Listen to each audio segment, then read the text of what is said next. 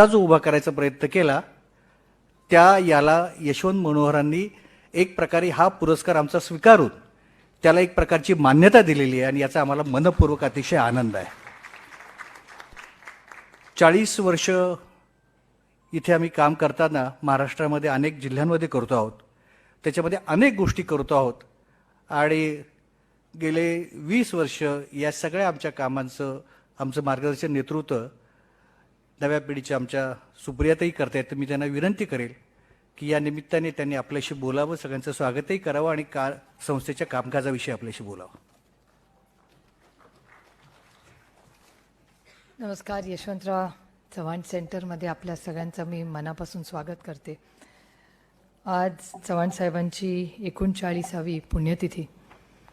12 मार्च आणि 25 नोव्हेंबर हे असे 2 दिवस आहेत जे या वास्तूमध्ये आपण भेटतो, चव्हाण सेंटरच्या कामाचा एक आढावा घेतो. आढावा घेऊन चव्हाण साहेबांनी जी दिशा आपल्याला दिली होती त्याचं एक अकाउंटेबिलिटी रिपोर्ट खरं तर या कामाच्या निमित्ताने होतो. आज सकाळीच मी कराडला गेले होते. कराडला त्यांचा आशीर्वाद घेऊन त्यानंतर त्यांचं जे घर आहे विरंगुळा तिथे जाऊन त्यानंतर वेणुताईंच्या नावाने जो ट्रस्ट चव्हाण साहेबांनी सुरू केला होता त्या ट्रस्टचा आढावा घेऊन हे एक 25 तारखेचा साधारण दिनक्रम आमच्या सगळ्यांचाच असतो. अनेक वर्ष खरं तर 38 वर्ष आदरणीय पवारसाहेब हे करायचे आणि ह्या वर्षीपासून मी आज कराडला गेले. आधी अनेक वेळा पवार साहेबांबरोबर मी तिथे गेले, पण ह्या वर्षी बाळासाहेब, मी, माननीय श्रीनिवास पाटील आम्ही सगळे आज सकाळी कराडला गेलो आणि वेणुताईंचा सगळाही त्यांच्याही ट्रस्टचा सगळा आढावा घेऊन आज दुपारी आपण इथे सगळे जमलेलो आहोत.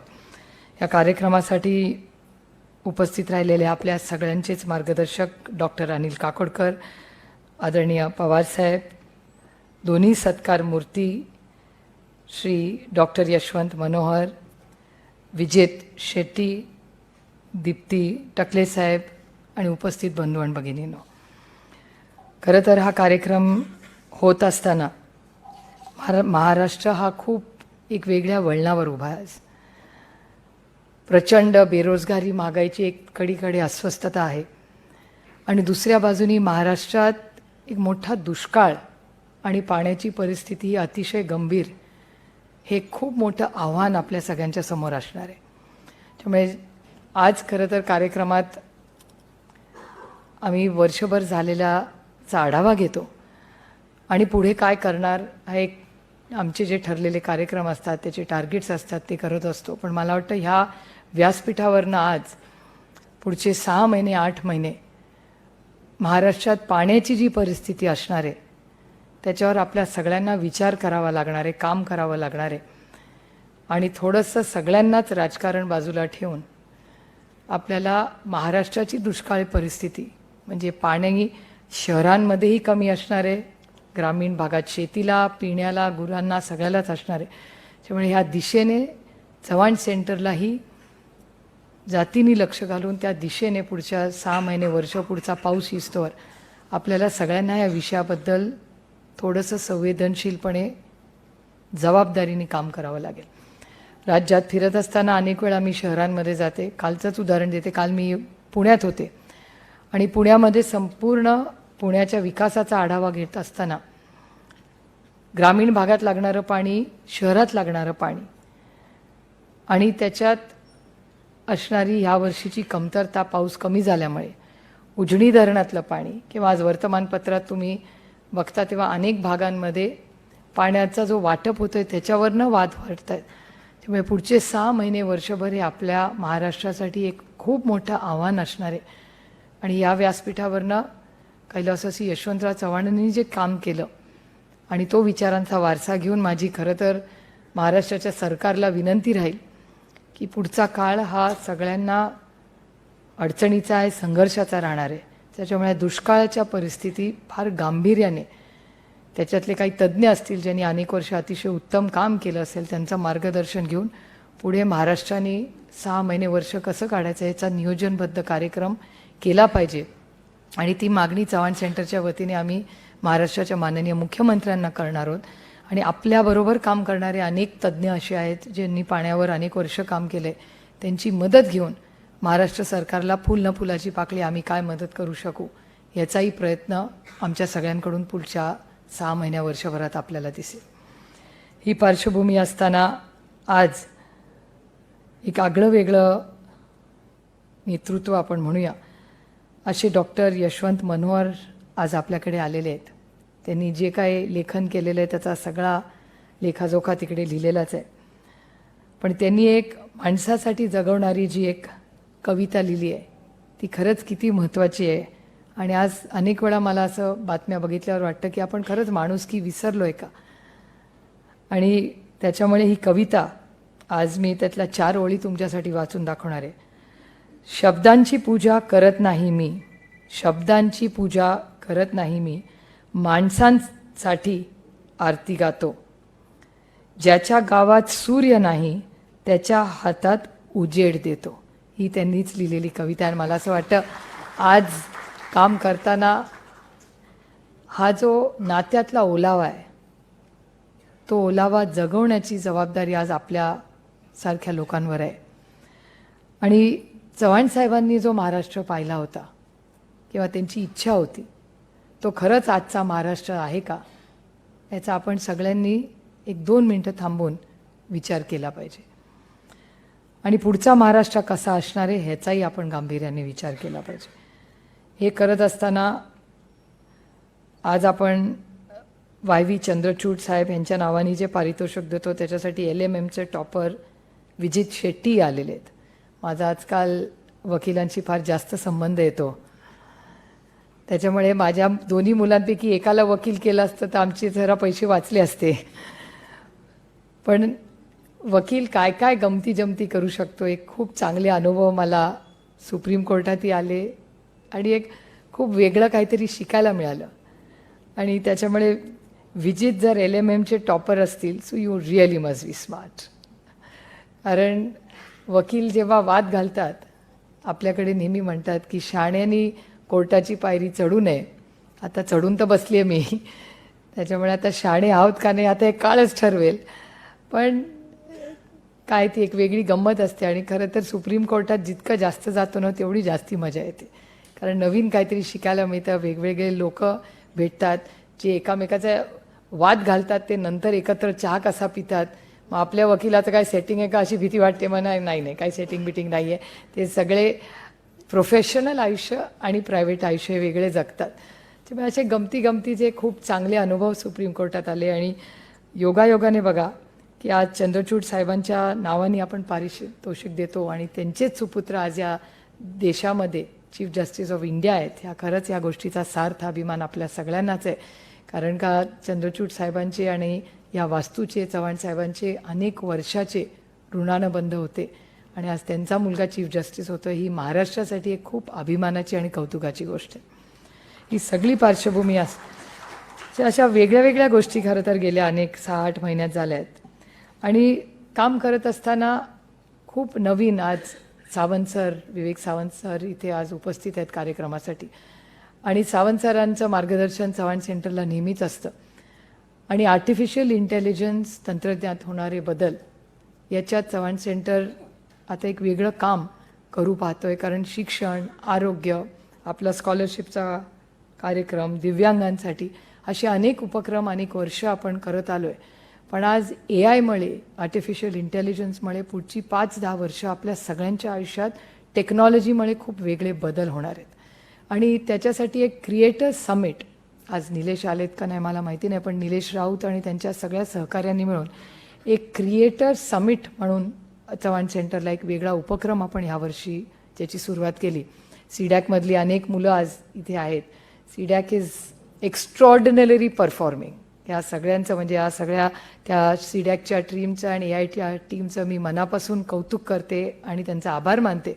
आणि credit goes to Sawant sir, कारण का त्यांच्या लीडरशिप आणि मेंटॉरशिपमुळे आज आपल्याकडे तंत्रज्ञानाचा जो सायन्स हा जो विषय असतो त्या विषयामध्ये तंत्रज्ञानाचा उपयोग करून AITमध्ये जे खूप चांगले बदल होत आहेत ते सावंत सर आणि ती सगळी जी टीम AITमध्ये काम करते ते अतिशय उत्तम चांगलं काम करतायत आणि नवीन पिढीची अनेक राज्यातून मुलं आज चव्हाण सेंटरमध्ये शिकण्यासाठी आज येत आहेत. ही आमच्यासाठी एक अभिमानाची आणि कौतुकाची गोष्ट आहे. आणि बदलत्या जगामध्ये चव्हाण सेंटर त्या बदलाबरोबर त्या वेगामध्ये कसा राहील, कारण का change is inevitable. You have to believe in the change that you have to. आणि समाजात आज बदल होतच राहतात आणि त्याच्याबरोबर आपलेही कार्यक्रम बदलले पाहिजे. व्यासपीठावर अनिल काकोडकर साहेब आहेत, ज्यांनी न्यूक्लिअर सायन्स, जेव्हा आपल्याला न्यूक्लिअर एनर्जी काय होती ही माहिती नसताना त्या काळामध्ये ज्या पद्धतीने भारताची आणि अमेरिकेचं नातं जवळ आणण्याचं काम जर कोणी केलं असेल. आज अनेक लोक अमेरिकेची मैत्री ह्याच्याबद्दल उल्लेख करतात, पण अमेरिकेची खरी मैत्री, तो पहिला ज्याला आईस ब्रेकर म्हणतात, तो कोणी केला असेल तर त्याचं संपूर्ण क्रेडिट डॉक्टर अनिल काकोडकर आणि डॉक्टर मनमोहन सिंगजींना जातं. क्रांती त्या काळात त्यांनी घडवली. आणि मी ती पार्लमेंटमध्ये माझं भाग्य होतं की मी काकोडकर साहेबांना तेव्हा पार्लमेंटमध्ये येऊन सगळ्या खासदारांना जेव्हा ते मार्गदर्शन करायचे, तेव्हा आम्ही खूप नवीन पिढी आलो होतं असं विवर इन ऑ, बापरे काकोडकर साहेब येत आहेत. आणि जर अमेरिकेच्या प्रेसिडेंटला वाटत असेल की मी भारताबरोबर सही करीन जर काकोडकर साहेब हो म्हणले, तर ही आपल्यासाठी एक खूप अभिमानाची गोष्ट आहे. आणि मला असं वाटतं त्या काळामध्ये आता AI वगैरे गोष्टी खूप येत आहेत, त्याबरोबर ह्या सगळ्या मोठ्या लोकांचं आपल्याला मार्गदर्शन असतं. त्याबद्दल मी काकोडकर साहेब, सावंत सरांचे मनपूर्वक आभार मानते. आणि पुढच्या 5 वर्षाचा जो चव्हाण सेंटरचा कार्यक्रम असेल त्याच्यात सातत्य ठेवून नवीन बदल आत्मसात करून पुढच्या पिढीसाठी चव्हाण सर कोण होते, त्यांनी दिलेली दिशा आणि त्यांनी दिलेल्या संस्काराच्या चौकटीत राहून संस्थेनी सातत्यात काम केलं पाहिजे, हा प्रयत्न आम्ही सगळे करत राहतो. आज आपण सगळे या कार्यक्रमासाठी उपस्थित राहिला. हे लॉंग वीकेंड आहे, शनिवार आहे, पण शेवटी दिवस आपल्या सगळ्यांसाठी हा खूप महत्त्वाचा आहे. आणि मी एक शेवटची गोष्ट सांगून माझं भाषण संपवणार आहे की मला हा दिवस नेहमी लक्षात राहतो. याचं कारण की माझ्या वडिलांना मी कुठली इमोशन दाखवताना आयुष्यात फार कमी वेळा पाहिले. आणि हा एक दिवस आहे की ज्याला ब्रोकन मॅन म्हणतात इमोशनली, तो मी पाहिलेला आहे माझ्या वडिलांना. त्याच्यामुळे 25 नोव्हेंबर हा आमच्या आयुष्यातला, किंवा मला इमोशनली तो दिवस आजही आठवतो. खूप वर्ष ओलांडून गेली, पण मला वाटतं आजही चव्हाणसाहेब आपल्या हृदयात एक खूप मानाचं स्थान घेऊन आहेत. त्यांनी जी दिशा, संस्कार आपल्याला दिले ते पुढच्या पिढीपर्यंत पोचवण्यासाठी मी प्रांजळपणे कबूल करते की कदाचित माझीसारखी पिढी ही कमी पडलेली आहे. आणि मी जेव्हा राज्यात फिरते तेव्हा मला जाणवतं की चव्हाणसाहेब कोण होते, तर महाराष्ट्राचे पहिले मुख्यमंत्री होते, पण त्याच्या पुढे काय केलं हे फार कमी मुलांना माहिती असतं. त्याच्यामुळे तंत्रज्ञानाचा वापर करून त्यांची सगळी पुस्तकं आपण स्टोरी टेल असेल, हिअरिंग असेल, किंवा त्याच्यातून पॉडकास्ट करून, रील्स करून अनेक काही बदल करता येतील का. आणि चव्हाणसाहेब किती द्रष्ट नेते होते, मोठे नेते होते, पुरोगामी विचाराचे होते, हे नवीन तंत्रज्ञानाचा वापर करून आपल्याला पुढच्या पिढीपर्यंत आपल्याला चव्हाणसाहेबांना न्यायचं आहे.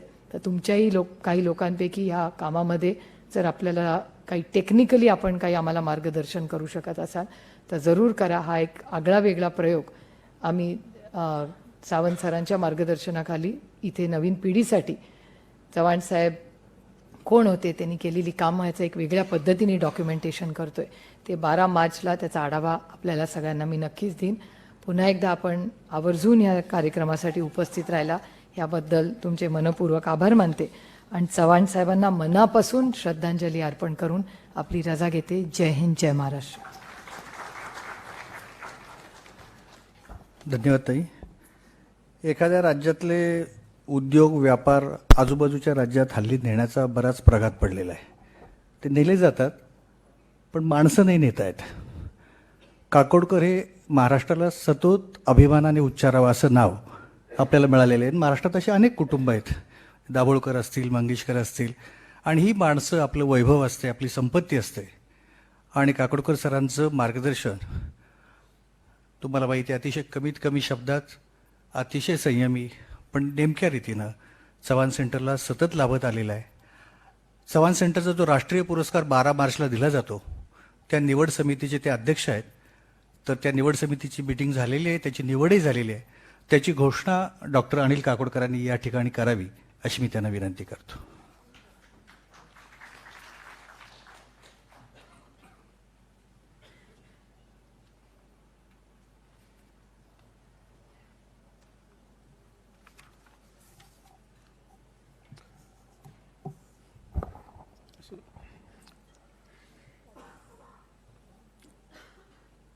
आदरणीय पवार साहेब,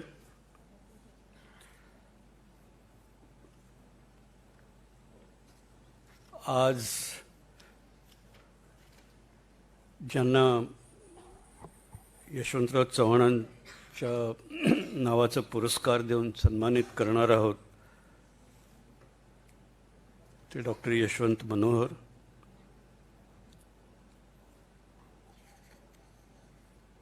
दुसरे आजचे सत्कार मूर्ती ॲडव्होकेट विजय शेट्टी, माननीय सुप्रियाताई सुळे, श्री हेमंत टकले, श्रीमती दीप्ती नाखले, सभागृहात उपस्थित सर्व मान्यवर आणि बंधू भगिनींनो, सर्वप्रथम आज यशवंतरावजींची 39वी पुण्यतिथी, त्यानिमित्ताने त्यांच्या स्मृतीस अभिवादन करतो आणि चव्हाण सेंटरच्या माध्यमातून जे विविध उपक्रम चालतात त्याचे अगदी ते उपक्रम खूप आहेत, त्यातले काही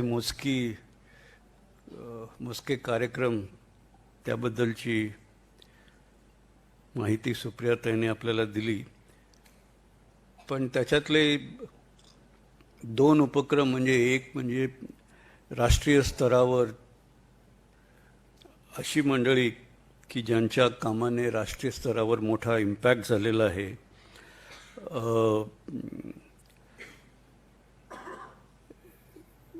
देशाच्या सामाजिक आर्थिक क्षेत्रात उत्कृष्ट कामाद्वारा काम केल्यामुळे म्हणा किंवा एकूणच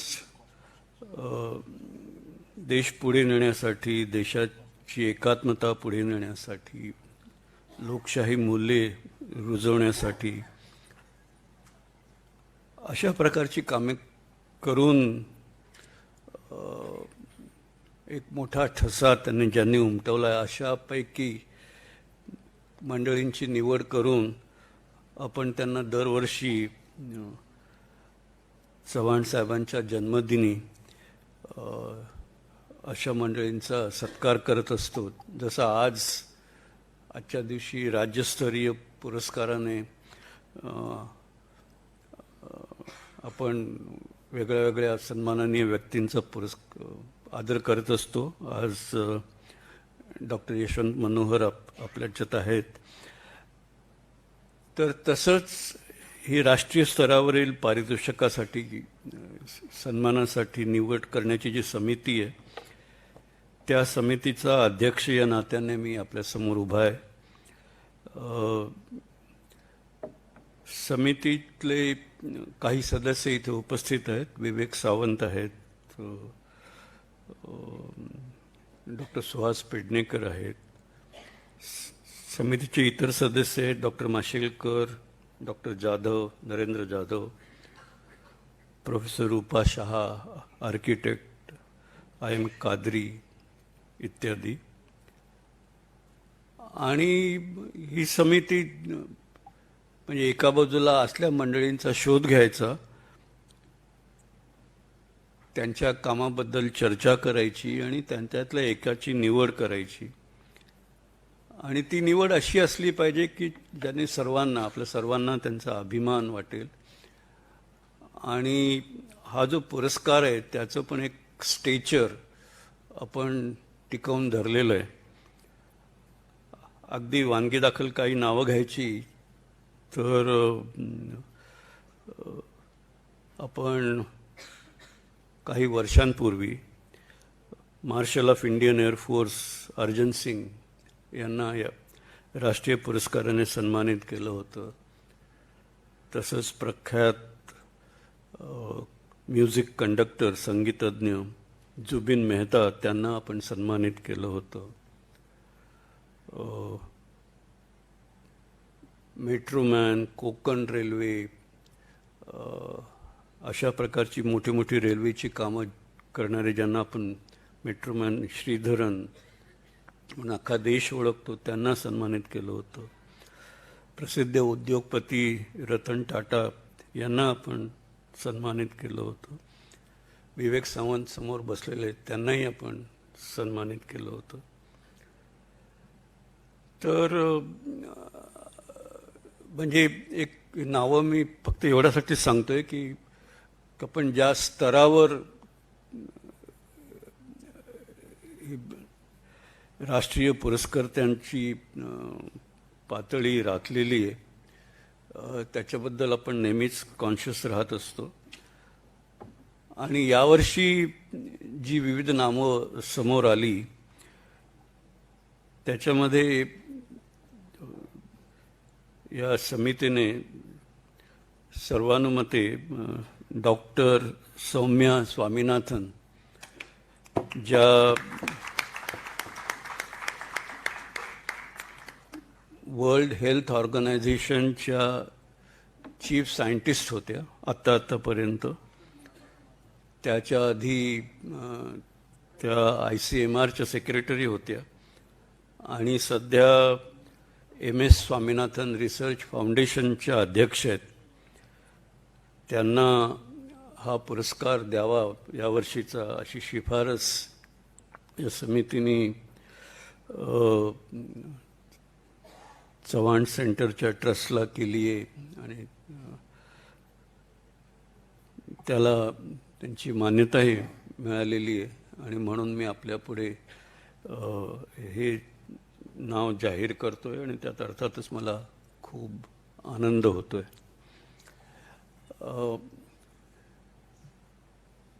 या प्रसंगी मी परत एकदा डॉक्टर यशवंत मनोहर आणि ज्यांना आपण न्यायमूर्ती चंद्रचूड यांच्या नावाचा पुरस्कार देणार आहोत, गेलं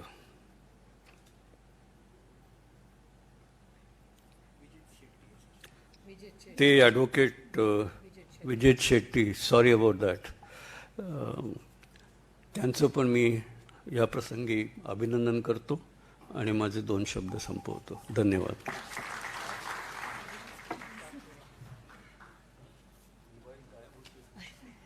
ताई बोलणार, ताई बोलणार नाही. सौम्या स्वामीनाथन यांच्या पुरस्कार वितरणाच्या दिवशी आपण सगळ्यांनी यावं अशी आजच मी तुम्हाला विनंती करतो. वडिलांचं काम केवढं मोठं आहे ते आपल्या सर्वांनाच माहीत आहे आणि मुलींनी ती परंपरा कशा रीतीने पुढे नेली ते सौम्या स्वामीनाथन यांच्या पुरस्काराच्या रूपाने आपल्याला दिसतंय. YV चंद्रचूड साहेब यांच्या नावाने आपण दरवर्षी LLM मध्ये प्रथम येणाऱ्या विद्यार्थ्याला मुंबई विद्यापीठातल्या पुरस्कार देत असतो. काकोडकर सरांच्या आधी यशवंतराव चंद्रचूड हे या निवड समितीचे अध्यक्ष होते, त्यामुळे त्यांच्या निधनानंतर आपण हा पुरस्कार सुरू केलेला आहे. यावर्षी पनवेलच्या बाळासाहेब ठाकरे लॉ कॉलेजमधनं LLM केलेले विजेत शेट्टी, जे 92% अधिक मार्क्स मिळून उत्तीर्ण झाले, त्यांचा काकोडकर सरांच्या हस्ते आपण या ठिकाणी सत्कार करतो आहोत. विजेतला मी विनंती करेल की सरांच्या हस्ते त्यांनी या पुरस्काराचा सन्मानाचा स्वीकार करावा. विजेत या पुढे. तसं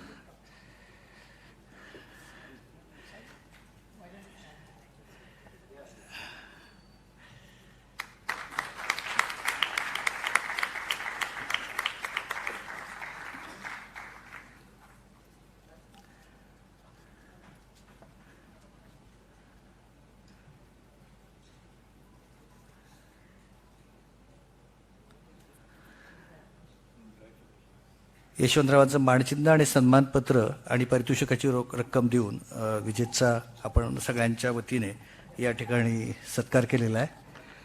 यानंतर ज्यांना आपलाचं राज्य पारितोषिक आहे ते डॉक्टर यशवंत मनोहर यांच्या कार्याविषयी, साहित्यिक सांस्कृतिक कार्याविषयी छोटीशी ध्वनिचित्रफीत आपण तयार केलेली आहे.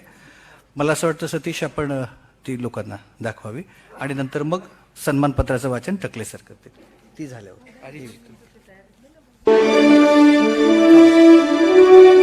हा बोला सर आधी. हां हां ठीक आहे, तुम्ही उभे राहा, सुरू करा. हां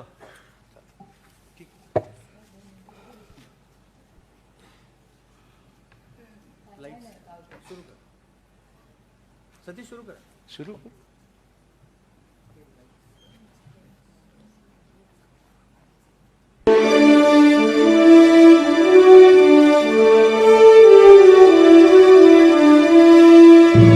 सत्तरीच्या दशकात आपल्या पहिल्याच कविता संग्रहाच्या रूपाने प्राध्यापक यशवंत मनोहर यांनी कवितेच्या क्षेत्रात आपली नाममुद्रा उमटवली.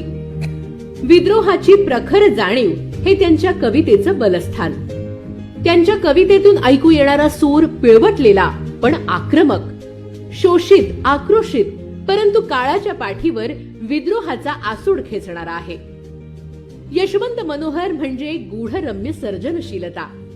निर्मिती क्षमतेच्या त्यांच्या रास्त अधिकारात एक चमत्कार आहे. अविश्वसनीय वाटावं असे ते वाङ्मयीन अद्भुत आहे. मनोहरांजवळ एक अभिजात शब्दकळा आणि व्याकरणीय पाटव आहे. विधाने करण्याची हातोटी आहे. प्रश्न प्रतिप्रश्न करण्याची वावदूक कुशलता आहे. एक प्रभावी वक्तृत्व आहे आणि एक प्रदीप्त अंतराग्नीही आहे. एवढी साधन सामग्री जवळ बाळगणारा, पुन्हा तरल संवेदनशीलता, अपूर्व कल्पना शक्ती आणि उसळता विवेक पाही गुणांचा धनी असेल तर तो झपाटून जाणार नाही तर काय करणार.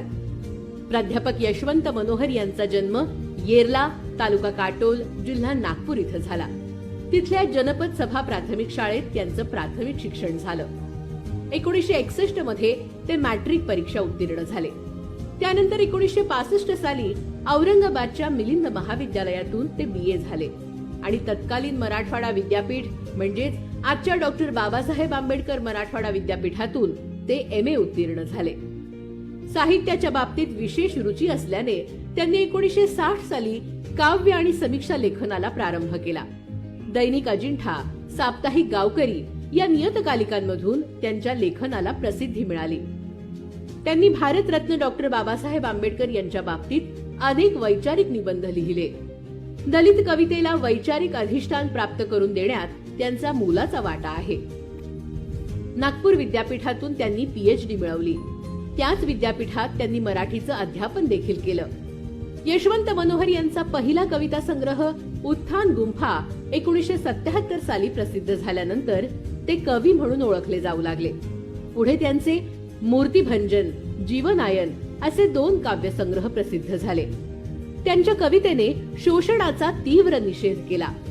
समाजाच्या मूल्य व्यवस्थेवर त्यांच्या क्रांतिकारी कवितेने प्रहार केला. कवितेबरोबरच काव्य समीक्षा विषयक ग्रंथही त्यांनी लिहिले. शरदचंद्र मुक्तिबोधांची कविता, मराठी कविता आणि आधुनिकता या काव्य समीक्षेप्रमाणे त्यांनी इतरही समीक्षा लेखन केलं. डॉक्टर आंबेडकर एक चिंतन काव्य, दलित साहित्य, सिद्धांत आणि स्वरूप, स्वाद आणि चिकित्सा, बासी मर्ढेकर, निबंधकार डॉक्टर आंबेडकर, समाज आणि साहित्य समीक्षा, परिवर्तनवादी जीवन मूल्ये आणि वाङ्मयीन मूल्ये ही त्यांची समीक्षात्मक पुस्तके आहेत. याशिवाय रमाई ही त्यांची कादंबरी आणि स्मरणांची कारंजी हे प्रवास वर्णनही प्रसिद्ध आहे. आपल्या लेखणीतून उमटणारे समाजभान कायम ठेवून त्याच्याशी कायम प्रामाणिक असणारे साहित्यिक अशी यशवंत मनोहर यांची ओळख आहे. त्यांना यशवंतराव चव्हाण सेंटरच्या वतीने या वर्षीचा यशवंतराव चव्हाण राज्यस्तरीय पुरस्कार प्रदान करताना आम्हाला विशेष आनंद होत आहे.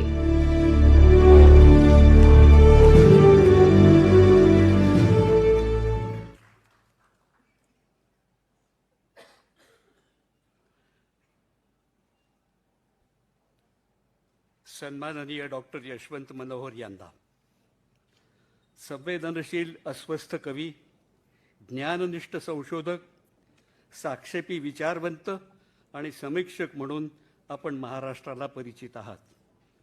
आपल्या वाङ्मयाने महाराष्ट्राचे विचार विश्व समृद्ध आणि संपन्न झालेले आहे. 70च्या दशकातील उत्थान गुंफा हा आपला पहिलाच काव्यसंग्रह लक्षवेधी ठरला. त्यानंतर आपले मूर्तिभंजन आणि जीवनायन हे मौलिक काव्यसंग्रह प्रकाशित झाले. शब्दांची पूजा करत नाही मी, माणसांसाठी आरती गातो.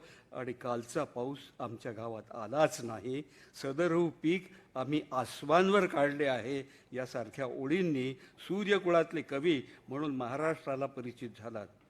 तुरुंग तोडणाऱ्या उठावाची कविता आणि धगधगत्या ज्वालेची कविता म्हणून आपल्या कवितेस मराठी काव्यविश्वात एक विशेष स्थान आहे.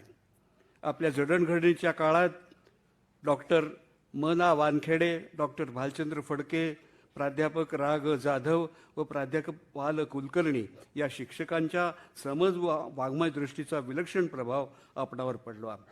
अस्वस्थ शतकाचा संवेदनशील कवी म्हणून जवळपास 11 कविता संग्रहातून आपली कवी मुद्रा उमटवली, ती महत्त्वाची ठरली. जात वास्तव आणि शोषणाची धगधगती रूपे आपण कवितेतून मांडली. लढाऊ आक्रमकपणा व विद्रोहाचे क्रांतिशास्त्र आपल्या कवितेत आहे. संविधान मूल्याचा आणि माणुसकीचा गहिवर आपल्या कवितेतून सतत मांडत राहिलात. भांडवली सत्तेची उन्मादी रूपे व जागतिकीकरणाच्या काळ्या सावलांचा निषेध स्वर आपल्या कवितेने मांडला. डॉक्टर आंबेडकरांविषयी गौरव कृतज्ञता कविता आपण गायली. सामाजिक बांधिलकी, मानवतावादी मूल्ये, इहवादी परिवर्तन दृष्टी, चिंतनशीलता, संवादशीलता, काव्यात्मता आणि तेजस्वी शब्दकळा ही आपल्या कवितेची वैशिष्ट्ये आहेत. आपल्या कवितेस सेक्युलर कविता म्हणून विशेष मोल आहे. कवितेबरोबरच आपण कादंबरी, ललित गद्य, समीक्षा व वैचारिक स्वरूपाचे लेखन केले. रमाई, सावित्री व यशोधारा या महानायिकांचे भावदर्शन कादंबऱ्यातून मांडले. आपल्या वैचारिक वाङ्मयाने मराठी विचारविश्वात मोलाची भर घातली आहे. तथागत गौतम बुद्ध, महात्मा फुले, कार्ल मार्क्स व डॉक्टर बाबासाहेब आंबेडकर यांच्या विचारदृष्टीला पुढे घेऊन जाणारे आजचे लेखन आपण केले. समाजचिंतन, समाज प्रबोधन, भूमिकानिष्ठ लेखनास आपण कायम महत्त्व दिले. जवळपास 20 विचारग्रंथ व 20 पुस्तिकांमधून आपले विचारधन विखुरलेले आहे. बुद्ध विचार व आंबेडकरी दृष्टीची भक्कम बैठक आपल्या लेखनास आहे. शंभू, कर्ण, एकलव्य या पर्यायी वंचितांच्या वीर नायकांचा आपण घेतलेला शोध महत्त्वाचा आहे. वैचारिक लेखनाबरोबर आपण लिहिलेली समीक्षा महत्त्वाची आहे. जवळपास 25 समीक्षा ग्रंथात आपली सैद्धांतिक व उपयोजित समीक्षा समाविष्ट आहे. बुद्धिवादी, इहवादी, सौंदर्यशास्त्र आणि पर्यायी सिद्धांतांची मांडणी ही आपल्या समीक्षा लेखनाची वैशिष्ट्ये आहेत. हस्तक्षेपाचे स्वातंत्र्य आणि सौंदर्य असले आपल्या एकंदर समीक्षेचे स्वरूप राहिले आहे. आपल्या लेखणीतून उमटणारे समाजभान कायम ठेवून त्याच्याशी अखंड प्रामाणिक असणारे साहित्यिक अशी आपली ओळख आहे. भूमिकानिष्ठ कार्यकर्ता म्हणूनही आपली महाराष्ट्राला ओळख आहे. ती नेहमीच काळ व समाज सुसंगत राहिली आहे. आपण आपली सामाजिक व राजकीय हस्तक्षेपाची भूमिका कायम मांडत आलात. माणुसकीच्या प्रतिष्ठापनेसाठी सामाजिक चळवळीत सक्रिय राहिलात. बुद्ध, फुले, आंबेडकर या त्रिवेणी विचारधारेचे नव्या माणसाचे गाणे आपण लिहिले. अखंड ओघवते प्रपाती वक्तृत्व, रचनात्मकतेचा ध्यास, अपूर्व संवादशीलता, डोळस विवेकी भान आणि कार्याचे झपाटलेपण हे आपल्या व्यक्तिमत्वाचे अविभाज्य घटक आहेत. संविधान दृष्टीतील भारत हा आपल्या विचारविश्वाचा केंद्रबिंदू आहे. महाराष्ट्रातल्या अनेक सामाजिक आणि वाङ्मयीन संस्थांवर आपण काम केले. आपल्या सामाजिक व वाङ्मयीन कामगिरीसाठी अनेक पुरस्कारांनी आपणास सन्मानित करण्यात आले आहे. राज्य शासनाचा वाङ्मय पुरस्कारासह दिनकरराव जवळकर पुरस्कार, कवी कुसुमाग्रज पुरस्कार तसेच महाराष्ट्र फाउंडेशनच्या पुरस्काराने आपणास सन्मानित करण्यात आले आहे. महाराष्ट्राचे द्रष्टे शिल्पकार यशवंतराव चव्हाण यांनी 30 ऑगस्ट 1961 रोजी नागपूर येथे दीक्षाभूमीवर डॉक्टर आंबेडकरांच्या विचार परंपरेचा वारसा या विषयावर भाषण दिले होते. या भाषणात त्यांनी दीक्षाभूमी आणि डॉक्टर आंबेडकरांचा विचार वारसा देशाला तारेल असे म्हटले होते. तसेच बौद्ध धर्म आणि लोकशाही यात त्यांना संगम पाहायला मिळाला. नवा महाराष्ट्र घडवण्यासाठी यशवंतरावांची दृष्टी आणि आपले विचारविश्व हे एकमेकांना परस्पर पूरकच आहेत. सर्व प्रकारची समानता, राष्ट्रीय एकता, बंधुभाव आणि सामाजिक न्यायाचे यशवंतराव चव्हाण यांचे स्वप्न होते. आपण त्याला पूरक लेखन आणि कार्य करत आलात. एका अर्थाने उद्याच्या सुंदर दिवसासाठी नव्या माणसांचे घोषणापत्रच आपण लिहिले आहे. त्यामुळे आपणास यशवंतराव चव्हाण पारितोषिकाने सन्मानित करताना आम्हाला विशेष आनंद होत आहे. शरद पवार अध्यक्ष, यशवंतराव चव्हाण साहेब. मी आदरणीय पवार साहेबांना विनंती करतो की यशवंतराव चव्हाण साहेबांच्या नावाचा हा पुरस्कार डॉक्टर यशवंत मनोहर यांना प्रदान करावा. सन्मानचिन्ह, सन्मानपत्र, शाल आणि पारितोषिकाची रक्कम देऊन आपण या ठिकाणी मनोहर सरांचा सत्कार करत आहोत. बाहेर आपण त्यांच्या पुस्तकांचं आणि त्यांच्या फोटोंचं दालन पाहिलं असेल. तरुणपणीचा त्यांचा एक फोटो आहे अमिताभ बच्चनचा, आणि त्यांचा शेजारी जर लावला तर त्यांनी जर काही काम करायचं ठरवलं असतं तर बच्चनला कदाचित काम कमी मिळालं असतं असं वाटू शकेल, इतका सुंदर फोटो त्यांचा खाली आहे. आणि एक म्हातारपणातील आहे त्यांचा नातू आणि ते आहेत. तो गोड नातू दिसतो की आजोबा दिसतात असा प्रश्न पडावा, इतका तो अतिशय लिहिणंही देखणं आणि माणूसही देखणा असा हा योग आज जुळून आलेला आहे.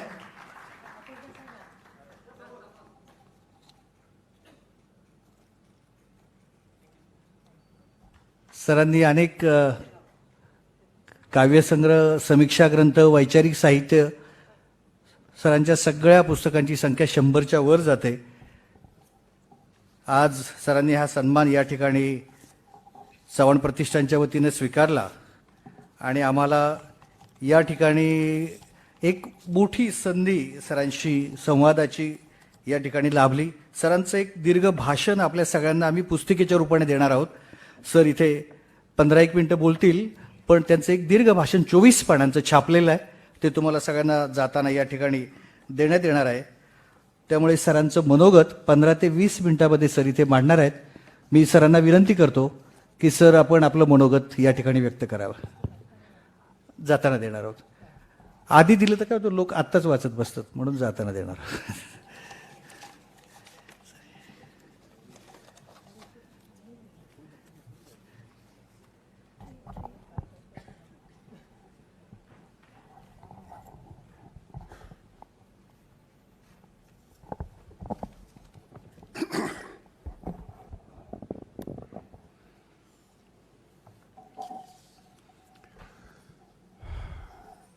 सभागृहात आणि मंचावर उपस्थित सर्व मान्यवरांना मी वंदन करतो.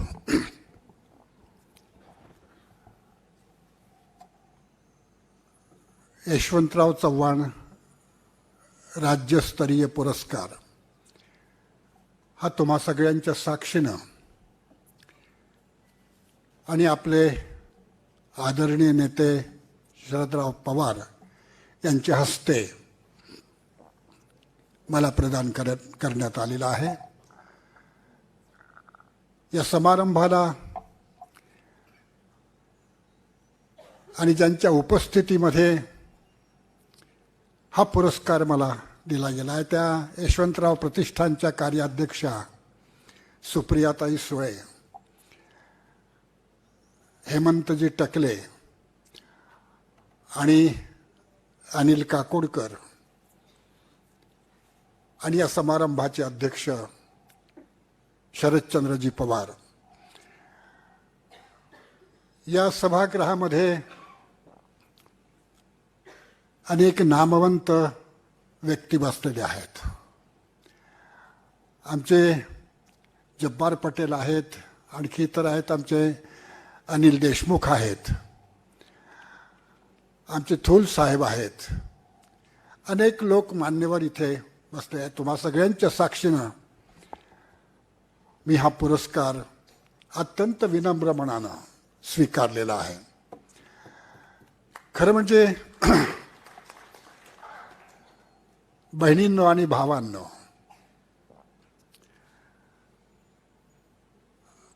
साहित्यिक आपल्या सद्विवेकाला जे पटतं ते लिहितो. एकूण समाजाच्या भल्यासाठी हे लिहिणं फार आवश्यक आहे म्हणून तो लिहितो. केवळ लिहिणे, प्रकाशित करणे हा लेखकाचा तसा मुद्दा नसतो. तो समाजाशी बोलत असतो खरं म्हणजे. आणि या समाजानं काय स्वीकारलेलं आहे आणि त्यानं काय स्वीकारायला हवं, त्याच्या अहिताचं काय आणि हिताचं काय, अशी मांडणी साहित्यिक करीत असतो. मी तुम्हा सगळ्यांच्या साक्षीने सांगतो, महाराष्ट्रात अनेक मोठे साहित्यिक आहेत.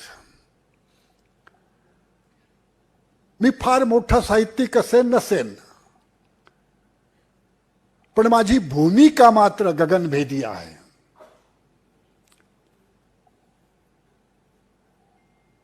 शोषण सत्ताकाच्या विरुद्ध बोलणे, परखडपणे बोलणे, विषमतेच्या विरुद्ध प्रखरपणे बोलणे, पण नुसतं विषमतेच्या विरुद्ध, शोषण सत्ताकाच्या विरुद्ध बोलणं हे पुरेसं पडत नाही. शोषण सत्ताकाचं काही एक तत्वज्ञान असतं पहा, एक तत्वव्यूह असतो, आणि हे संपूर्ण शोषण सत्ताक त्या तत्वव्यूहावर आधारलेलं असतं. लेखकानं ही व्यक्ती शोषण करते त्या व्यक्तीवरती केवळ प्रहार करून किंवा तिला नाकारून चालत नाही. या व्यक्तीला शोषणाचे जे अधिकार त्या शोषक समूहाच्या तत्वज्ञानाने दिलेले असतात, त्या तत्वज्ञानावरती तुम्हाला प्रहार करावे लागतात, ते तत्वज्ञान उद्ध्वस्त करावं लागतं. आपल्या साक्षीने सांगतो की मी ही भूमिका नीट समजावून घेऊन भारताच्या इतिहासातून, वर्तमानातून ही भूमिका नीट समजावून घेतलेली आहे आणि मी लिहितो आहे. खरं म्हणजे माझ्यासारख्या साहित्यिकाला पुरस्कार देणं हे अनेकांना अडचणीचं होतं. खरं म्हणजे त्याला कारण माझी भूमिका आहे. पण आणि आपल्या साक्षीने मी सांगतो, पवार साहेबांना हे माहिती आहे, मी अनेक पुरस्कार नाकारलेले आहेत ताई. मी त्याची फिकीर नाही करत, चिंता नाही करत. माझ्या फुले शाहू आंबेडकर या कुटुंबाच्या विचाराचे लोक असतील,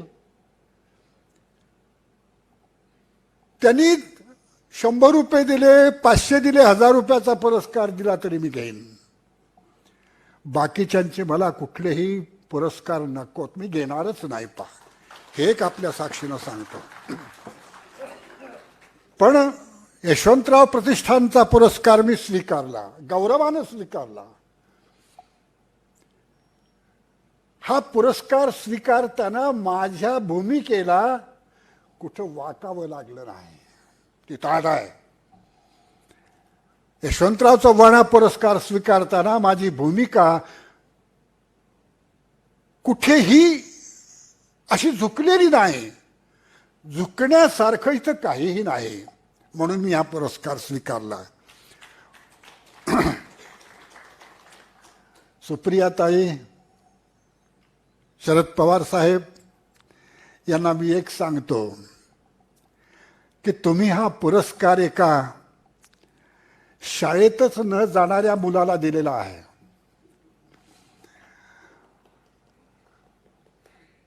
पायी पायी 20-20 किलोमीटर चालणे आणि जाणे आणि येणे, अशी पायपीट, पायात चप्पल नसताना येरला ते काटोल करणाऱ्या या मुलाला तुम्ही पुरस्कार दिलेला आहे. महाविद्यालयामध्ये शिकत असताना अनेकदा उपाशी राहिलो. आपण या उपाशी भावनांना पुरस्कार दिलेला आहे. अनेक अपमान सहन केले. गरिबीचे निखारे झेलले. सामाजिक विषमतेचे चटके भोगले. आपण ह्या एका नकारांशी भांडणाऱ्या, समाज नकार देतो आहे आणि हा माणूस त्यांच्याशी भांडत भांडत आपला उजेड निर्माण करतो आहे. मी उजेडाचा शब्द झालो आहे आणि म्हणून आपण हा पुरस्कार अशा माणसाला दिलेला आहे. आपल्याला धन्यवाद देतो. त्याचं हे कारण आहे बरं का. भावंडांनो,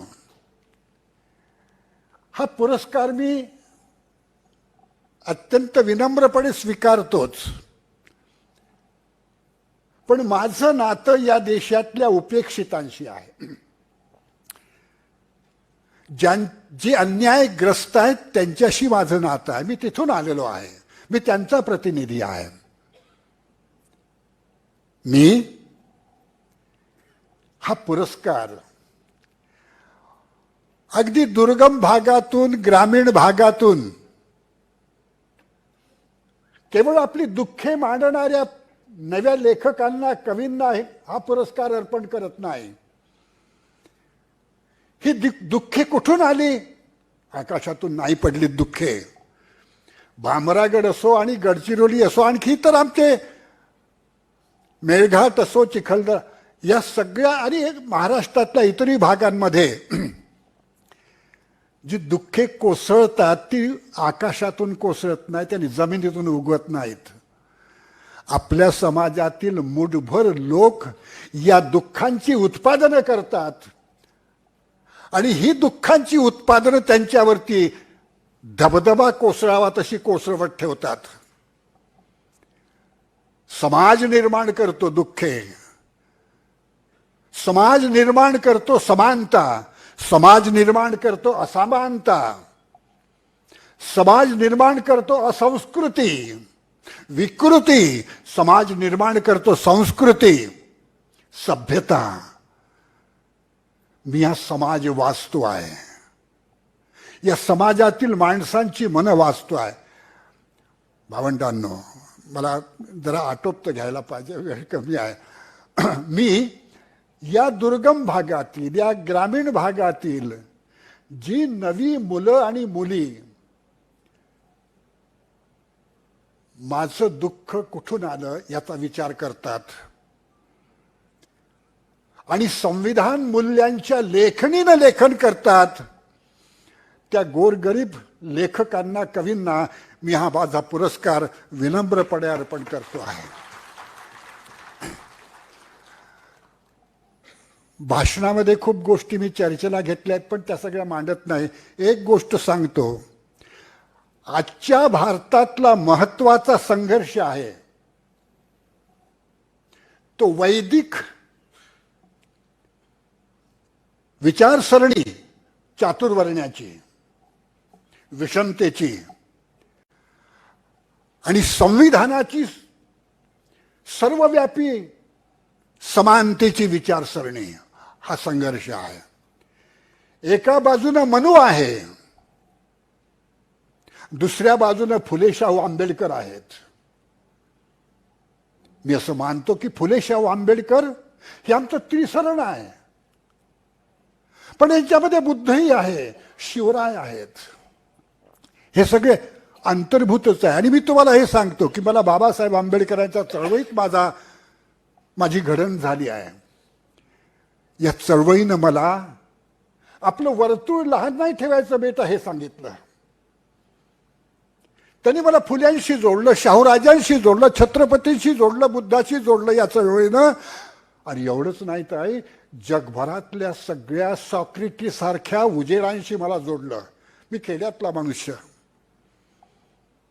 जिथून बाहेर पडता येत नाही, ज्या गरिबीतून आणि त्या विषमतेतून, अशा भागातला मनुष्य. आता मी या चळवळीमुळे जागतिक समाजाचा नागरिक झालो आहे, बौद्धिक नागरिक. हे कुठून येतं? कुठून येतं? काहीही शक्यता नसताना सगळ्या शक्यता कशा तुमच्या स्वागताला पुढे कशा येतात हे सांगतो. थोडक्यात मला बोलायचं आहे आणि म्हणून मी एक गोष्ट आपल्याला सांगतो की आज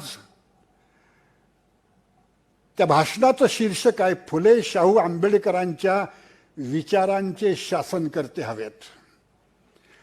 आपल्याला काही लोकांना भाषण मिळेल.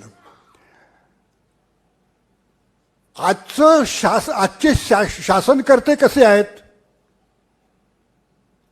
याच्यावरती एकच उत्तर आहे, फुले शाहू आंबेडकरांच्या विचाराचं शासन करते.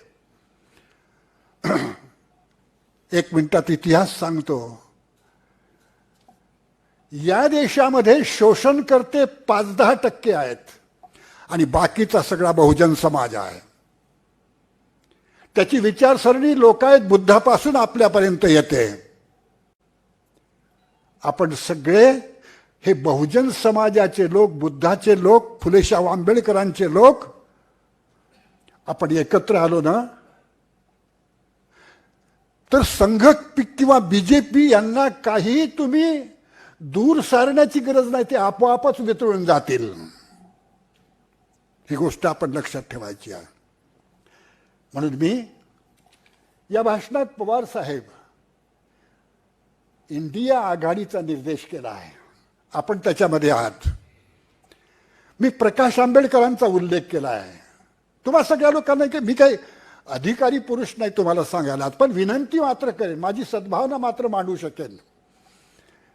प्रकाश आंबेडकरांसारखे देशातले अनेक प्रकाश या आघाडीमध्ये सामील करून घ्या. प्रकाशांची बेरीज हे इंडियाची ताकद ठरेल आहे. या सगळ्यांना बहुजन समाजातले सगळे लोक आपण एकत्र आलो ना, हे त्याच्यातले फोर्सेस एकत्र आलेत ना, इंडिया आघाडीनं ताकदीच्या ज्याच्या तोट्या आहे त्या तोट्या अनेक सोडल्या पाहिजे आपल्या हौदामध्ये इंडियाच्या. हे व्हावं असं मला वाटतं. तुम्हाला एक सांगू, आणि मी या भाषणात हेही सांगितलं आहे, इंडिया आघाडी हा पर्याय एकमेव पर्याय आहे देशापुढे आज. आणि त्या पर्यायाची यशस्वीता आपण सगळे बहुजन एकत्र आलो तरच शक्य आहे.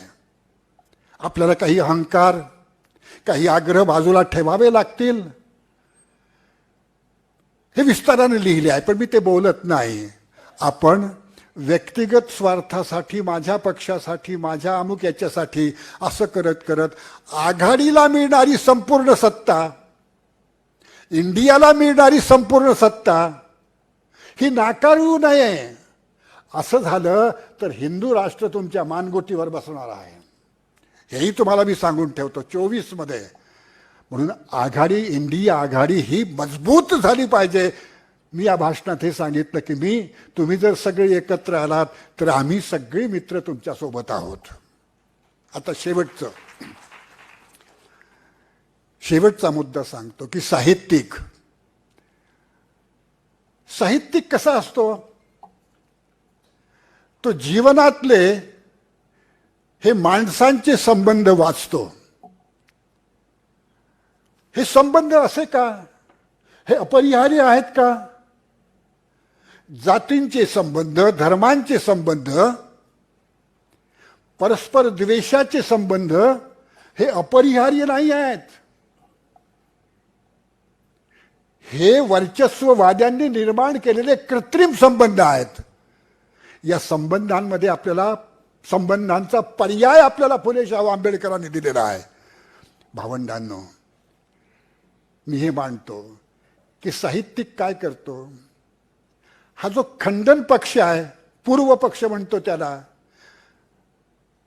विरोधक आणि पर्याय या दोन्ही बाजू मांडतो आणि त्यातून हा साहित्यिक काय करतो, आपण काय करतो, धान्यामध्ये केर कचरा असेल, खडे असतील, आपण ती वेचून काढतो आणि धान्य आपण अन्न म्हणून वापरतो. व्यक्तीच्या स्वास्थ्यासाठी हे जसं आवश्यक आहे तसं समाजातील केर कचरा आणि खडे जे समतेला बाधक असतात, सभ्यतेला बाधक असतात, ते खडे बाजूला करून आपण सगळ्यांच्या हिताचा विचार हा करत राहतो. आपल्याला एक सांगतो की ही निवड प्रक्रिया आहे. पहा, या निवड प्रक्रियेत हे बाजूला सारलं पाहिजे, हे पुढे नेलं पाहिजे. ही निवड प्रक्रिया आहे. ही निवड प्रक्रिया लेखकाला, साहित्यिकाला त्याची भूमिका देते, त्याची जीवनदृष्टी देते. पहा, आणि म्हणून साहित्यिकानं एक भूमिका सतत लक्षात ठेवली पाहिजे की माझ्या जातीचं नव्हे, जातीविहीन भारताचं, माझ्या पक्षाचं नव्हे, पक्षविहीन भारताचं, माझ्या प्रांताचं नव्हे, प्रांतविहीन सार्वभौम भारताचं स्वप्न माझ्या डोक्यात आहे. आपल्याला सांगू, पटेल साहेब, उद्धव ठाकरे बोलले ते मला फार महत्वाचं वाटतं. काय म्हणाले ते? ते म्हणाले, माझं हिंदुत्व कसं आहे, जरी मुसलमानांचा राग करीत नाही ते. याचा अर्थ कुठल्याही धर्माचा मी द्वेष करत नाही, ते हिंदुत्व. हे हिंदुत्व याचा अर्थ मग धर्मनिरपेक्षताच असा होतो. पहा, माझ्यासारख्या माणसाला मुसलमानांचा नाही, बौद्धांचा नाही, ख्रिश्चनांचा नाही, आणखी कुठल्याही धर्माचा राग नाही. धर्माबद्दल मी भरपूर लिहिलंय त्या भाषणामध्ये. कुठल्याही धर्माचा आणि कुठल्याही माणसाचा राग नाही. तुम्हाला खरं सांगू, माणूस माणसाला भेटला ना तर प्रेम निर्माण होतं. एक हैवान आणि एक माणूस एकत्र आले ना तर संघर्ष निर्माण होतो. ही गोष्ट आपण लक्षात ठेवा. म्हणून ही भूमिका पवारसाहेब ठाकरे सोबत आहेत. मला खात्री आहे त्यांच्या चर्चा होत असतीलच. ही भूमिका उगीच येत नाही. ही सर्व धर्म समभावाची भूमिका. आपापले धर्म तुम्ही नाकारा असा त्याचा अर्थ नाही. ही धर्मनिरपेक्षतेची भूमिका, या देशाची संमिश्र संस्कृती जपण्याची भूमिका, ही आपण अंगीकारली पाहिजे. लेखक ही अंगीकारतो भूमिका. आणि म्हणून मला स्वतःला या निमित्तानं आपल्याला हे सांगायचं आहे की आजचा पर्याय काय, राजकीय पर्याय, तुमचा फुटीरपणा तुमच्या पराभवाच्या तयारीचा सगळा जाहीरनामा आहे. हे लक्षात ठेवा. एकत्र या. बाबासाहेब आंबेडकरांनी सांगितलं, तुम्ही सगळे एकत्र या. संविधानानं तुम्हाला सत्तेच्या किल्ल्या दिल्या आहेत, सत्तेची सूत्र तुमच्या हातात दिलेली आहेत. फक्त तुम्ही एकत्र या. एकत्र येताना ज्या गोष्टी अडथळ्यासारख्या वाटतात त्या नष्ट करा. एकत्र या, सत्ताधारी व्हा. पवारसाहेब, हे सत्तांतर झालं पाहिजे. आणि ते केवळ सत्तांतर नाही, ते मूल्यांतर झालं पाहिजे. म्हणजे फुले शाहू आंबेडकरांची सत्ता आली पाहिजे, त्या विचाराची सत्ता आली पाहिजे. आपण यासाठी प्रयत्न करावेत. संपूर्ण भारत या दृष्टीने एकत्र बांधावा, संविधानाच्या धाग्याने एकत्र बांधावा, अशा प्रकारची अपेक्षा व्यक्त करतो. आणि यशवंतराव चव्हाण पुरस्कार हा माझ्यासारख्या एका साहित्यिकाला, एका गगनभेदी ज्याच्या निष्ठा आहेत, मी कुठेही वाकत नाही, पहा, अशा साहित्यिकाला आपण दिला. त्याबद्दल शरद पवारांचे, सुप्रियाताई सुळेंचे, त्यांच्याबद्दल मी मनापासून कृतज्ञता व्यक्त करतो. आपण या कार्यक्रमाला आवर्जून उपस्थित राहिला. सगळा कार्यक्रम आणि माझं बोलणं आपण ऐकून घेतलं, पाहून घेतलं, त्याबद्दल तुम्हाला धन्यवाद देतो आणि थांबतो. जय संविधान, जय फुले शाहू आंबेडकर.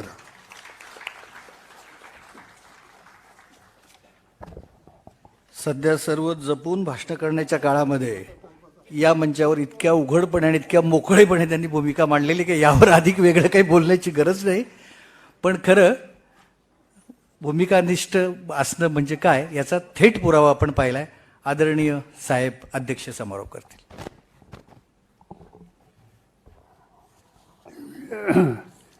ज्यांचे आत्ताच ओपन विचार ऐकले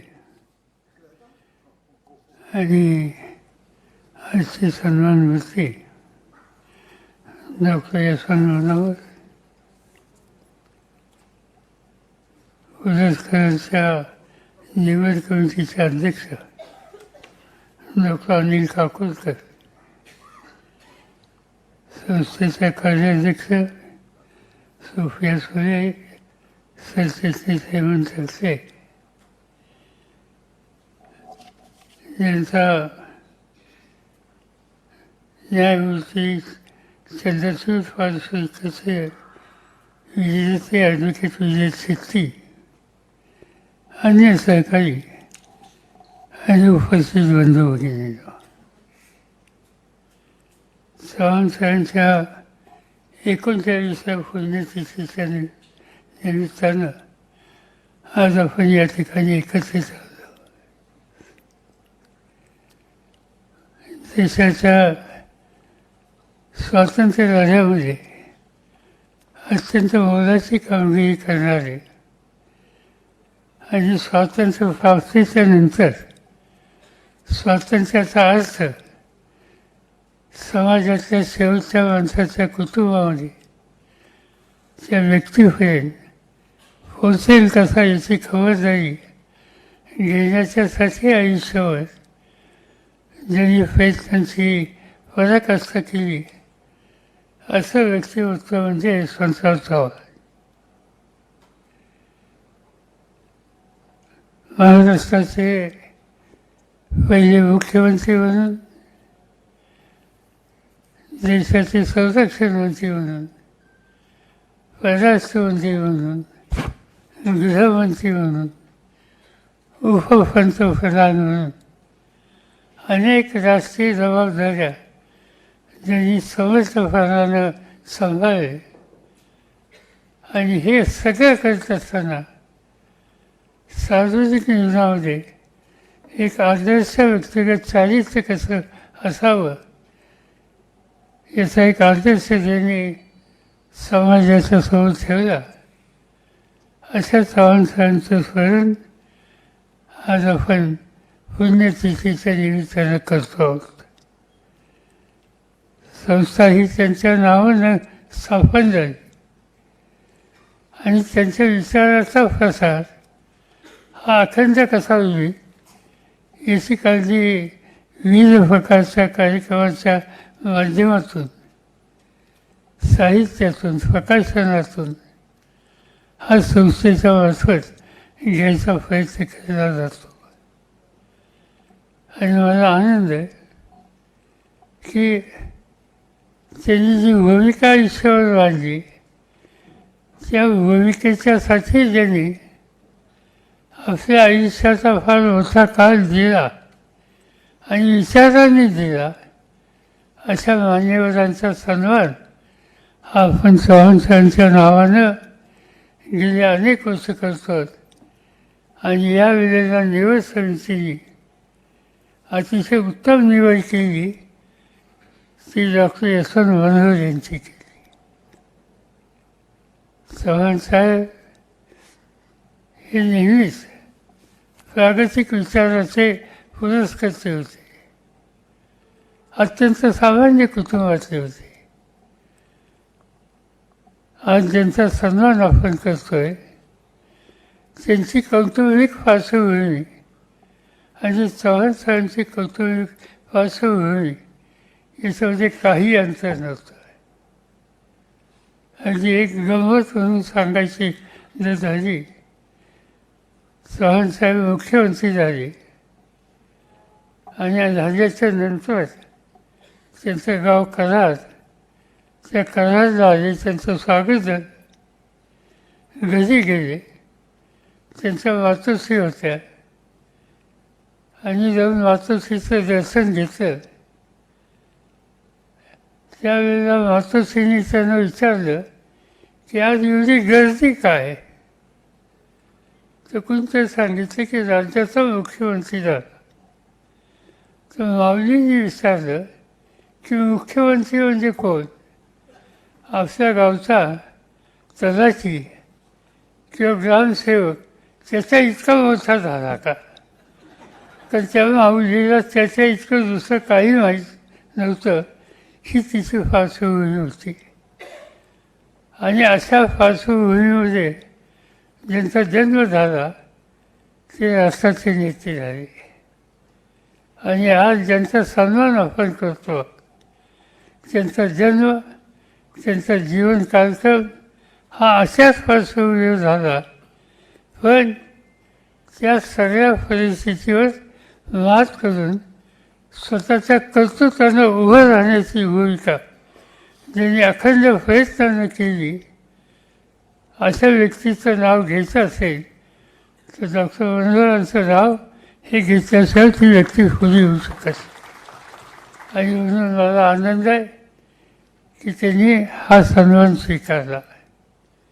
मी त्यांना एवढं सांगू इच्छितो की त्यांनी जाता जाता अनेक गोष्टी सांगितल्या. आज देशाच्या समोर जे चित्र आहे त्याला जे उत्तरं शोधायची आहेत आणि ती उत्तरं कोणत्या कार्यक्रमातून विचारातून मिळू शकतील या संबंधीचं सूत्र त्यांनी आपल्या भाषणामध्ये अतिशय उत्तम रीतीनं मांडलं.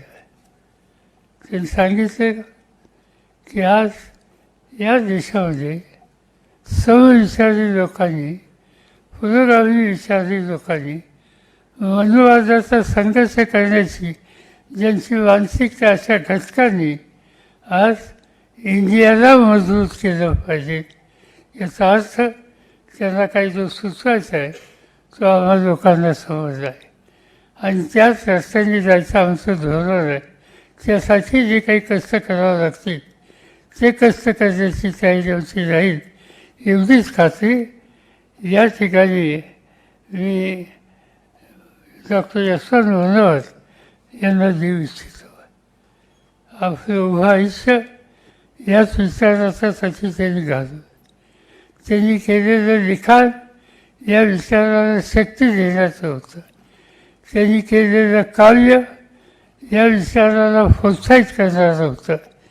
आणि ही सगळी भूमिका घेऊन आज तुम्ही या ठिकाणी जी काही भूमिका मांडली ही चव्हाणसाहेबांच्या विचाराशी अत्यंत सुसंगत अशी ही विचारधारा तुम्ही या ठिकाणी मांडली.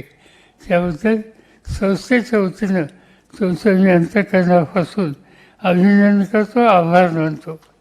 आणि त्याचबरोबर एकेकाळी या संस्थेमध्ये अनेक वर्ष ज्यांनी काम केलं मार्गदर्शनाचं ते देशाचे माजी न्यायमूर्ती वाय चंद्रचूड यांच्या नावाने जो पुरस्कार दिला जातो तो ॲडव्होकेट विजय सिट्टी यांना या ठिकाणी प्रदान करण्यात आला. त्यांची ही निवड या ठिकाणी झाली त्याबद्दल त्यांचे मी अभिनंदन करतो. तुम्ही सगळेजण आस्थेनं या ठिकाणी या प्रागतिक विचाराला समर्थन देण्यासाठी उपस्थित राहिला त्याबद्दल तुम्हाला धन्यवाद देतो. माझे 2 शब्द संपवतो.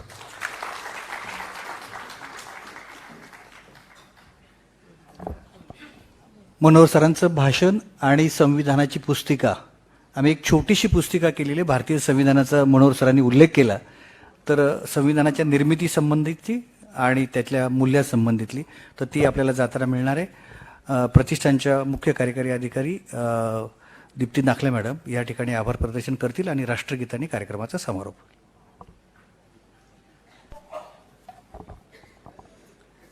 नमस्कार. माननीय यशवंतराव चव्हाण यांच्या 29व्या पुण्यतिथीच्या निमित्ताने आज आपण 39व्या पुण्यतिथीच्या निमित्ताने आज आपण या पवित्र वास्तूत एकत्र आला आहात. आज आम्हाला लाभलेले आजचे पुरस्कारार्थी 81 वर्षांचे माननीय डॉक्टर यशवंत मनोहर हे 81 का 18 त्यांची एनर्जी आपण बघतो. आम्ही मगापासून ते जेव्हापासून आले आहेत तेव्हापासून आम्ही बघत आहोत. त्यांची एनर्जी इतकी आहे की ती आम्हाला सुद्धा ताकद देऊन जाते. आमचे आदरणीय विश्वस्त मंडळ जे इथे समोर बसले आहेत, आदरणीय व्यासपीठ आणि उपस्थित सर्व मान्यवर, आपण सगळे याच कार्यक्रमाला उपस्थिती दिली याबद्दल मी मनापासून धन्यवाद देते. आमची पूर्ण टीम जी ना फक्त स्टेजवरती आहे पण ऑन स्टेज, ऑफ स्टेज, आज वेगवेगळ्या जिल्हा केंद्रांनी सुद्धा आज पुण्यतिथीवरती कार्यक्रम घेतले आहेत, त्या सगळ्यांना धन्यवाद. आपल्या सगळ्यांना मनापासून धन्यवाद. आणि ताईंनी जसं सुरुवातीला सांगितलं तसे चव्हाण सेंटरचे अनेक उपक्रम इथे चालतात, तर आपण सगळ्यांनी आवर्जून आमच्या सगळ्या उपक्रमांना उपस्थित राहावे. आमच्या वेबसाईटवर सतत याची माहिती आम्ही देत असतो आणि तुमचे कॉन्टॅक्ट नंबर्स तुम्ही शेअर केल्यावर आम्ही तुम्हाला सुद्धा नक्कीच देऊ. उद्यासुद्धा इथेच ह्याच हॉलमध्ये आपली राज्यस्तरीय शिक्षण परिषद होत आहे आणि त्याचा विषय आहे शालेय शिक्षण आणि संविधान. तर संविधानावरती पण एक छोटी पुस्तिका आपल्या सगळ्यांना दिली जाईल. आपण सगळ्यांनी आवर्जून त्यासाठी पण उपस्थित राहावे. तर आजच्या सुंदर कार्यक्रमासाठी आपण सगळे उपस्थित राहात आणि आपला सतत आम्हाला सहकार्य लाभो असं म्हणून मी आपले धन्यवाद मानते. धन्यवाद.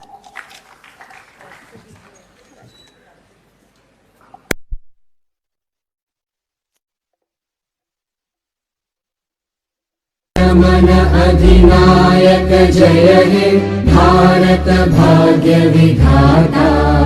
पंजाब सिंध गुजरात मराठा द्राविड उत्कल बंगा. विंध्य हिमाचल यमुना गंगा उच्चल जलधि तरंगा. तव शुभ नामे जागे तव शुभ आशीष मांगे.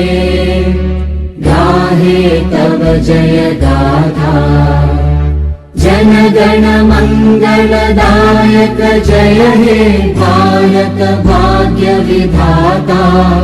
जय हे जय हे जय हे जय जय जय जय हे.